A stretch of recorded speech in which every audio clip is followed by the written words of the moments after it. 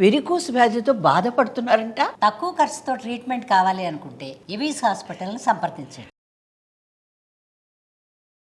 నమస్తే రమ్మగారు. నమస్తే జయ. ఏదైనా పాత కథ ఒకటి చెప్తారా? పాత పుస్తకంలో కథ చెప్తాం. ఓకే. పూర్వం కళింగ దేశానికి సంపాతి అని ఒక రాజుగారు ఉండేది. సంపాతి.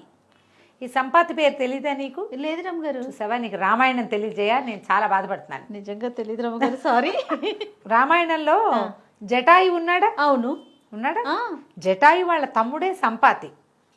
ఈ సంపాతి అసలు అమ్మో ఎంత అద్భుతమైన ఘట్టం ఉందో. సుందరకాండకి ముందు ఓకే, వీళ్ళు కిష్కింధకాండలో వీళ్ళంతా వానరులు అందరూ సీతాదేవిని వెతకడానికి వెళ్ళారు. అవును. వాళ్ళకి సంపాతి కనపడ్డాడు. కనపడి ఇదంతా కథంతా తెలుసుకుని జటాయు మరణం కూడా తెలుసుకుని, అయ్యో మా అన్నయ్యే ఆయన అని చెప్పి, నా రెక్కలు కాలిపోయినాయి అని చెప్పి సీతాదేవిని రావణాసురుడు తీసుకెళ్ళాడు. సముద్ర లంఘనం చేస్తేనే సీత ఇక్కడ దొరుకుతుందని చెప్పిన క్యారెక్టర్ పేరే సంపాతి. ఎంతమందికి తెలుసో మీలో మన ప్రేక్షకులందరూ తెలుసుకోవాలి ఈ విషయం. ఖచ్చితంగా రమ్మగారు. ఆ సంపాతితోటి ఒక ప్రత్యేకమైన ఘట్టం ఏముందంటే, ఆయనకి రెక్కలు మొలిచేసినాయి. ఈ రాముడి సంగతి చెప్పాక ఆ రెక్కలు మొలిచిన ఘట్టంలో ఉన్న శ్లోకం చదివితే అనారోగ్యం తగ్గుతుందని చెప్తారు. ఎంత మంచి విషయం. మీరు ఇన్ని రోజులు మాకు చెప్పలేదు రమ్మగారు. చూసావా, మీరు చెప్పలేదు, మాకు తెలియదు అంటున్నారు. కానీ ఎంత మంచి విషయం కదా, ఎంత మంచి విషయం. నిజంగా తెలుసుకోవాల్సిన విషయాలు కదా. సంపాతి ఆ క్యారెక్టర్ పేరు. ఇప్పుడు ఈ కథలో ఈ రాజుగారి పేరు కూడా సంపాతి. బాగుంది. ఈయన చాలా మంచివాడు, ఉత్తముడైన రాజు. బాగా సంపదలు ఉన్న రాజ్యం వాళ్ళది. పుండరీకపురం అనే నగరంలో రాజ్యం చేస్తున్నాడు ఈయన. చాలా కాలం పిల్లలు పుట్టల. ఏవో ఆ హోమాలు, ఈ హోమాలు, ఆ యజ్ఞాలు, ఈ యజ్ఞాలు ఎన్ని చేశాకో ఆయనకి ఆ శివుడి వరం వల్ల ఒక కుమార్తె లభించే అవకాశం వచ్చింది. అయితే ఏమిట, ఆ పిల్ల తాలూకు వివాహమైన 9వ రోజున, కుమార్తెకి వివాహమైన 9వ రోజున బ్రహ్మరాక్షసుడు ఆమె భర్తని మింగేస్తాడు. అలాంటి అవకాశం ఉన్న పుత్రిక నీకు లభిస్తుంది, అలాంటిది ఉంది అంతే, మీకు అసలు సంతానమే లేదు. ఆ పిల్లని నేను ఇస్తున్నా, కానీ ఆ పిల్లకి ఇలాంటిది ఉంది అనేసరికి ఈయన పరమ దుఃఖించాడు. రాజ్యానికి ఉత్తరాధికారి కావాలంటే కుమారుడు కావాలని కోరుకుంటే కుమార్తెని అన్నావు, పోనీ కుమార్తెకు ఒప్పుకుని దౌహిత్రుడు రాజు అవుతాడులే అని మేమనుకుంటే, ఈ పిల్ల పెళ్ళైన 9వ రోజునే భర్త పోతే ఆ పిల్లని నేనేం చేయను? చాలా దుఃఖించాడు. కానీ అందరూ మంత్రులు వాళ్ళు ఓదార్చారు. ముందు పిల్ల పుట్టనివ్వండి, సంతానం లేదు అన్న బాధ లేకుండా ఉంటుంది, పిల్లని పెరగనివ్వండి, ఆనాటికి చూద్దాం అని ఇక ఆయన ఓదార్చారు. భార్య కూడా ఆయన్ని ఓదార్చింది. పిల్ల పుట్టాక, పిల్ల పెద్దాక ముద్దు ముచ్చటైనా చూస్తాము, ఈ బోసు బతుకులు, ఈ బోర్డు బతుకులు లేకుండా ఉంటాయి మనకి అని బతిమలాడి ఆయన్ని సమాధాన పడ్డాడు. కొంతకాలానికి ఒక చక్కటి పిల్ల పుట్టింది. పిల్లకి పుష్పగంధి అని పేరు పెట్టారు. బా, ఎంత బాగుంది చూడు, చాలా బాగుంది కదా. సరే, ఈ పుష్పగంధి చక్కగా పెరిగింది పిల్ల. మంచి బుద్ధిమంతురాలు, మహా అందగత్తె. యుక్త వయసు దాటింది. పెళ్ళిడు వచ్చింది. పెళ్లి చేస్తే 9వ రోజున భర్త మరిస్తాడు, పిల్ల వైధవ్యం వచ్చేస్తుంది. పెళ్లి చేయలే, ఏం చేయలే, పిల్లనే ఉంచుకొని చూసుకుంటున్నారు. పెళ్లి చేస్తే పిల్ల కూడా ఉండదు. పిల్ల ఈ బుద్ధి ముచ్చట ఓ నగేసి నాణ్యం వేసి తలకాయ దువ్వి చూసుకునేందుకు ఉండదు కదా. వైధవ్యం వచ్చేస్తుంది. ఆ రోజులో పునర్వివాహాలు ఉన్న కాలం కాదు అది. అయితే ఏమైంది, ఒకనాడు ఈ పుష్పగంధి అడవిలో ఏదో మృగయా వినోదంలాగా, మగపిల్లలైతే మృగయా వినోదం చేస్తారు, ఆడపిల్లలు వనవిహారం చేస్తారు. నేను పోయి వనవిహారం చేస్తానని కొంతమంది చెలికత్తెలతో కలిసి వెళ్ళింది. వెళ్ళేసరికల్లా ఏమైంది, అదే సమయానికి రత్నమండనుడనే రాకుమారుడు ఇంద్రదత్తుడనే తన స్నేహితుడితో కలిసి ఆ ఊరు ఈ ఊరు తిరుగుతూ, అతనేమో అన్ని ఊళ్ళు తిరుగుతున్నాడు. ఇది కూడా పెద్ద అడవేం కాదు, నగరానికి ఆనుకునుండి వీళ్ళే తయారు చేసుకున్న వనం అనమాట, అది వనవిహారం. అక్కడికి వచ్చాడు. వచ్చి ఈ పిల్లని చూసి పిల్ల మీద ఆసక్తి కలిగింది అతనికి, అమ్మాయికి ఆసక్తి కలిగింది. ఇద్దరు లవ్ ఎట్ ఫస్ట్ సైట్ లాగానే అయ్యింది. ఎవరు ఏమిటి అని కనుక్కుని ఏమనుకున్నాడంటే, రాకుమార్తెలు ఇంత పెద్దవాళ్ళు అయ్యేదాకా వివాహం కాకుండా ఎందుకుంటుంది? 12-14 వచ్చేసరికి పెళ్ళిళ్ళు చేసేస్తారు. పిల్ల చూస్తే 16-18 ఏళ్ళ అమ్మాయిలాగా ఉంది. అయితే ఏమైంది, మాట్లాడుకున్నారు. చెలికత్తెలు ఏం చెప్పారంటే, అమ్మాయి ఫలానా రాజుగారి సంపాతి మహారాజు కుమార్తెని, ఆమె పేరు పుష్పగంధి అని, ఆమె యొక్క అవస్థ వివాహం చేస్తే ఏం జరుగుతుందో తెలిసే అమ్మాయికి ఇంకా వివాహం చెయ్యలేదు. ఇది ఉన్నది, బ్రహ్మరాక్షసుడు ఈమె భర్తని కబళిస్తాడు, భర్త ప్రాణఘాతిని ఈ అమ్మాయిని ఎవరు పెళ్లి చేసుకుంటారో వాడు పోయినట్టే. దాంతో ఈ ఇంద్రదత్తుడు ఇంకా నయం, రాకుమార్తె అయితే మాత్రం ఇలాంటి సంబంధం ఎట్లా చేసుకుంటాం, పద పద ఇంటికి వెళ్ళిపోదామని బలవంతంగా లాక్కెళ్ళిపోయారు. ఆ తర్వాత ఇంకా అతను ఏ విహారము చేయలేపాడు. ఆ పిల్లే జ్ఞాపకం వస్తుంది. ఇంటికి వెళ్ళిపోయారు. ఇంటికి వెళ్ళిపోయి చాలా దిగులుగా అయిపోయాడు. అమ్మ నాన్న బాగా కనుక్కున్నారు. ఏం కనుక్కున్నా మరి ఏముంది, ఇట్లా ప్రాణఘాతం ఉన్న పరిస్థితి ఉన్న ఒక పిల్లని ఇతను చూశాడని, ఆ పిల్లేమో ఈ సంపాత్ మహారాజు కుమార్తెని తెలుసుకున్నారు కానీ ఏం చేయలేరు వాళ్ళు. ఈ లోపల రాకుమార్తె కూడా ఇంటికి వెళ్ళిపోయింది. వాళ్ళ నాన్న అమ్మ కూడా కనుక్కున్నారు. వాళ్ళకి తెలిసిన చిలకత్తెల వల్ల ఎవరో రాకుమార్తె కనపడ్డాడు. అమ్మాయి మనసు పడింది కానీ తన పరిస్థితి వల్ల ఆమె ముందుకెళ్ళలేదు. ఆ అబ్బాయి కూడా వెళ్ళిపోయాడని వీళ్ళు చాలా దిగులు పడ్డారు. అయ్యో, ఇంత యవ్వనవతి అయిన పిల్ల, వివాహం మీద ఆసక్తి సహజంగా కలుగుతుంది, ఏం చేయాలి అని చాలా దుఃఖపడ్డారు.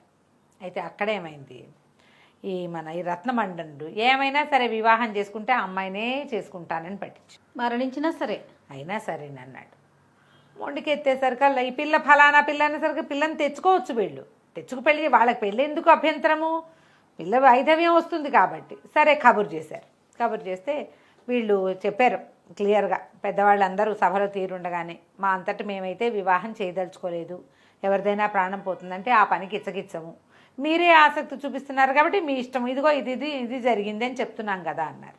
అనేసరికల్లా వాళ్ళు మా రాకుమారుడి సంగతి తెలుసుకునే జాతకాలు కూడా చూపించారు. జాతకం చూపిస్తే ఈ అమ్మాయికి వైధవ్యం ఉంది క్లియర్గా, మరి అతనికి కూడా గండం ఉంది. 2 మ్యాచ్ అయినాయి కదా. ఇప్పుడు 2 జాతకాలు చూసాం, ఈ అమ్మాయికి ఇది, ఆ అబ్బాయికి అది కనపడుతోంది. సరే బాగానే ఉందని, ఎలాగూ 2 జాతకాలు ఈ రకంగా కలిసినాయని వివాహం ఒప్పుకున్నారు. అంతే కదా, మామూలుగా చెప్తారు, ఐదోతనం తక్కువ ఆడపిల్లని అల్పాయుష్కుడు మగవాడిని కలుపుతాడు భగవంతుడు అని చెప్తారు. ఇప్పుడు ఆ పిల్లవాడు చనిపోవడమ్మా ఎక్కడా కూడా. ఈ అమ్మాయి జాతకం మంచిది కాబట్టే భర్త చనిపోయాడు అన్నది సర్వాబద్ధం, అలా జరగదు. ఎవరికైతే 5వ తనం ఉండదో భర్త మరణిస్తాడని జాతక లక్షణాలు ఉంటాయో తొందరగా మరణించేవాడిని దీన్ని కూరుస్తారు. భగవంతుడు చేసే పని అది. ఎవరిది దురదృష్ట జాతకం అంటానికి లేదు, వీల్లేదు. నష్టజాతకులు, దీనివల్లే వాడు చచ్చిపోయాడు, సర్వాబద్ధం, అది తప్పు. లోక సహజంగా చెప్పే మాటే ఇది. అల్పాయుష్ మగవాడిని 5వ తనం తక్కువ ఆడదాన్ని కలుపుతారు. వాడు ఎలాగూ చచ్చిపోతాడు, దీనికి ఎలాగూ భర్త లేడు, జాతకంలో లేడు, గ్రహాలు కాదా అలా లేవు. అమ్మాయికి పచ్చగా బతికేందుకు లేదు. ఇప్పుడు కుదిరింతోంది, ఇప్పుడు పెళ్ళిళ్ళు చేసుకుంటున్నారు కాబట్టి ఇప్పుడు దాన్ని మార్చామని మనం అనుకోవాలి, అంతే. కానీ ఇది వరకు అలాగే చెప్పేవాళ్ళు. సరే ఏమైంది, కనపడుతోంది కదా, పెళ్లి చేసేసారు. పెళ్ళయింది. అబ్బో ఎంత సంతోషంగానూ ఉన్నారు. 1 వారం గడిచింది.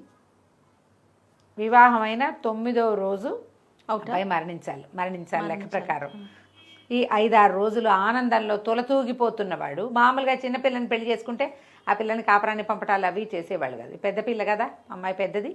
సరే చక్కగా అన్ని పునఃసమాగమం, అన్ని పునఃసంధానాలు అన్నీ కానిచ్చేసుకున్నారు. ఓ వారం అంతా బ్రహ్మాండంగా గడిచింది. ఈ ఆనంద సందోహంలో 9వ రోజు మరణం అని మర్చిపోయాడు రాకుమారుడు. అటు ఇటు హాయిగా తిరిగి ఏం చేశారు, పెళ్ళైన 3వ రోజునే వాళ్ళ ఇంటికి తీసుకుపోయారు. అబ్బాయి ఏమిటి వాడి పేరు చెప్పాను, రత్నమండనుడు రాజ్యానికి వెళ్ళిపోయారు వీళ్ళు. వెళ్ళిపోయాక ఇక అక్కడ ఒక అడవి ఉంది దానికి సమీపంలో. ఈ కుర్రాడు ఏం చేశాడు, 9వ రోజు పొద్దునే ఆడుతూ పాడుతూ అటు ఇటు తిరుగుతూ గుర్రం వేసుకుని అడవిలోకి వెళ్ళాడు. వెళ్ళేసరికల్లా ఇక బుద్ధి ఏంటంటే కర్మానుసారిని కదా, ఈ కర్మని అనుసరించి ఒక పెద్ద బ్రహ్మరాక్షసుడు మీద పడ్డాడు. బయటకు వచ్చి పట్టుకోగానే అప్పుడు తట్టింది, నేను ఈ ఆనందంలో మర్చిపోయాను, వివాహం అయిన 9వ నాడు నాకు మరణం తథ్యం. ఇగో రాక్షసుడు వచ్చేసాడు. ఆయన ఏమన్నాడు, బ్రహ్మరాక్షసుడు, చాలా ఆకలిగా ఉన్నాను, నువ్వు చక్కగా బలిసి బాగున్నావు, నిన్ను తినడానికే పట్టుకున్నాను అన్నాడు. అనగానే తను చాలా ఉలికిపడి ఏమన్నాడంటే, అయ్యా నాకు నిజానికి ఇప్పుడు గండము ఉంది, నా భార్య జాతకము ఇటువంటిదే, ఇందులో అనుమానం ఏం లేదు. కానీ నేను ఇంట్లో చెప్పకుండా వచ్చేసాను. నేను ఎక్కడికి వెళ్ళానో కూడా తెలియదు మా ఇంట్లో వాళ్ళకి. నేను రాజ్యంలో ఊరికే అలా తిరగడానికి వచ్చి సమీపంలో ఉన్న అడవిలోంచి వస్తున్నటువంటి అడవి పూల వాసనకి ఆకర్షితుడినై ఇటు వచ్చాను. ఇంటికి వెళ్ళి నా భార్యకి మా అమ్మ నాన్నలకి చెప్పొస్తా అంటే పక్కపక్క నవ్వాడు బ్రహ్మరాక్షసుడు. ఎవరైనా చావుకు తెగించి వస్తారా, నిన్నెట్లా నమ్మేది అంటే ఒట్లు ప్రమాణాలు సత్యాలు చేశాడు రత్నమండు. నేను వస్తాను, నాకు ఎట్లాగూ మరణం తథ్యం, ఇది మరణం తథ్యమని తెలిసే నేను పుష్పగంధిని పెళ్లి చేసుకున్నాను. ఆమెతో ఆ 9 రోజులైనా ఆ 8 రోజులైనా గడపాలని మాట మీద నిలబడతాను నేను అంటే ఇతను ఏమన్నాడు, సరే బ్రహ్మరాక్షసుడు చాలాసేపు ఇద్దరికి సంభాషణ నడిచింది.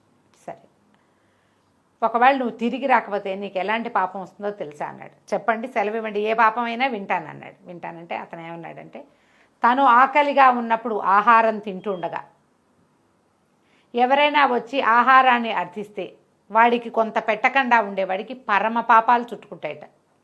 నువ్వు ఆకలిగా ఉన్నావు, నువ్వు వడ్డించుకున్నావు, ఆ టైంలో ఎవడో ఆకలి, నీలాంటి వాడే వాడును, నా పొట్టే నింపుకుందామని గనక నేను చూస్తే పరమ పాపాలు వస్తాయట. దానికి వచ్చే పాపంతో సాటైన పాపమే లేదట. నీకు అలాంటి పాపం వస్తుంది, సరేనా అన్నాడు. రాకుమారుడు సరేనండి, ఇంటికి వెళ్ళి వాళ్ళకి చెప్పొస్తానన్నాడు. ఇక అక్కడి నుంచి పరిగెత్తుకుంటూ మళ్ళీ ఆ గుర్రం వేసుకుని వెళ్ళిపోయాడు. వెనక్కి వెళ్ళిపోయి అమ్మా నాన్నకి చెప్పాడు. వాళ్ళ అమ్మా నాన్న బోహమని ఏడ్చారు. సైనికులు సైన్యాధికారులతో సహా శోకాలు పెట్టారు. ఊరంతా ఇంకేముంది, ఈ పిల్లని పెళ్లి చేసుకున్నాడు, రాకుమారుడు చచ్చిపోవడానికి సిద్ధమయ్యాడు.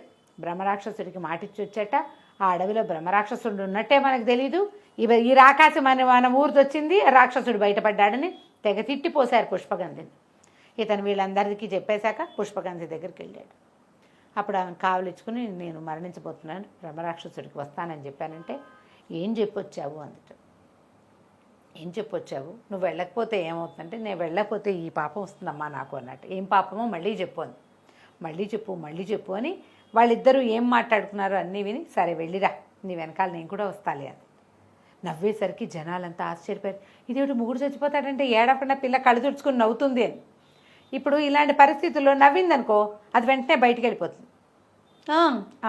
యువరాణి నవ్వుతోంది, రాకుమారుడి భార్య నవ్వుతోంది అంటే నవ్వుతుందా, దీనివల్ల కదా మన రాజ్యానికి రాజు లేకుండా పోయాడు. తెగ తిట్టిపోశారు. సరే రాజకుమారుడు ఏం చేశాడు, వాళ్ళ అమ్మ పెట్టిన ఆహారం తిని అక్కడి నుంచి తమ దేవాలయంలోకి వెళ్ళి నమస్కారం చేసి చీకటి పడుతుండగా వీళ్ళందరినీ వీడుకొలిపి, నేను చచ్చిపోతున్నాను, మీరందరూ రాజ్యం బాగా చూసుకోండి, ఇట్టటి మాటలన్నీ చెప్పి గుర్రం వేసుకుని బయలుదేరాడు.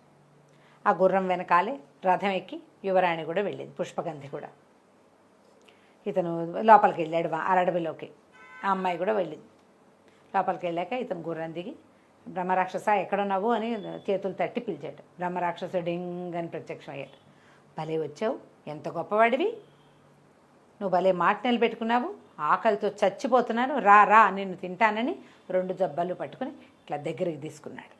తీసుకునేసరికల్లా గుర్రం రథం దిగింది పుష్పగంధి. అయ్యా ఆకలి, నన్ను కూడా కరుణించండి అని అడిగింది. అడిగేసరికల్లా అతను నోట్లో పెట్టుకోబోతున్న రాకుమారుడి తలని ఆపి, ఎవరమ్మా అన్నాడు. నాకు భర్త ఆకలండి, మీరు భోజనం చేయబోతున్నారు, మీకు ఒక ఆకలి అయితే నాకు ఇంకొక ఆకలి, నా ఆకలిని తీర్చండి, నా భర్తని నాకు ఇస్తే కానీ నా భర్తృ ఆకలి తీరదు అని అడిగింది. అడిగేసరికి బ్రహ్మరాక్షసుడు ఆశ్చర్యపోయాడు. ఇంతకుముందు ఏం చెప్పాడు, మనం తింటూ ఉండగా ఎదుటివాడు ఆకలి అని వస్తే తినేది పెట్టకపోతే పచ్చి పాపం వస్తుంది, తనకు కూడా పాపమే కదా రాబోతోంది. జబ్బల దగ్గర పట్టుకున్న చోట గోళ్ళు అవి గుచ్చుకుని నెత్తురుస్తుంది. అతను దించి రాజకుమారిని వదిలిపెట్టాడు. వెళ్ళు నీ భార్యతోటి, నువ్వు నాకు ఆకలిస్తున్నా సరే నీకు పెట్టాల్సిందే, పెట్టకపోతే పాపం వస్తుందని చెప్పా. ఆ పాపం అంటుకుంటే ఇంకా బ్రహ్మరాక్షసుడిని ఇంకోటిని అయిపోతాను నేను అని ఆమెను వదిలిపెట్టేశాడు అతను. రాకుమారి ఆ రత్నమండండి వెళ్ళి పుష్పగంధి పక్కన నుంచోగానే పెద్దగా దేవదుందుబులు మోగి ఈ బ్రహ్మరాక్షసుడు కాస్త ఒక దివ్య స్వరూపం వచ్చేసింది. అతని కోసం పైనుంచి ఆకాశం నుంచి ఒక రథం కూడా వచ్చిందట. తినబోతున్న ఆహారాన్ని వదిలిపెట్టేదాకా బ్రహ్మరాక్షస స్వరూపంలో ఉండమని అతనికి శాపం. ఇప్పటిదాకా ఎప్పుడూ ఆహారాన్ని వదిలిపెట్టలే అతను. ఫస్ట్ టైము నోట్లో పెట్టుకోబోతున్నటువంటి ఆహారాన్ని వదిలిపెట్టేసినందుకు అతనికి దివ్యత్వం వచ్చింది. ఇక్కడ రాకుమారుడు బతికేశాడు. ఈ వాక్యాలు విని తెలివిగా ఆలోచించి ఆయన్ని ఆహారం అర్థించుకుందనమాట, అడిగింది. ఇప్పుడు చూడు, ఈ అమ్మాయిని తిట్టిపోశారు, అతని కోసం ఏడ్చారు, అతని తాలూకు ఏమంటారు దాన్ని, మారకం ఉంది అతనికి గ్రహస్థితి బాగుండలే, మరణం ఉంది కదా, అపమృత్యు నివారణ అంతా, అతని మృత్యుదోషం అంతా వాళ్ళ ఏడుపుల్లో, ఈ అమ్మాయి వైధవ్య దోషం అంతా ఈ అమ్మాయిని తిట్టిన శాపనార్థాలలో కొట్టుకుపోయింది. ఇద్దరు చక్కగా ఇంటికి వెళ్ళిపోయారు. హాయిగా సంసారం చేసుకుని బోళంతమంది పిల్లల్ని కన్నారు. అతను ఎన్నేళ్ళో రాజ్యం చేశాడు. రాకుమార్తె లాంటి ధైర్యం ఉండాలని అందరూ చెప్పుకునేవారట. పుష్పగంధి కథ భలే ఉంది రమ్మగారు. బాగుంది కదా. చాలా బాగుంది, సూపర్. నమస్తే అండి. నమస్తే జయ.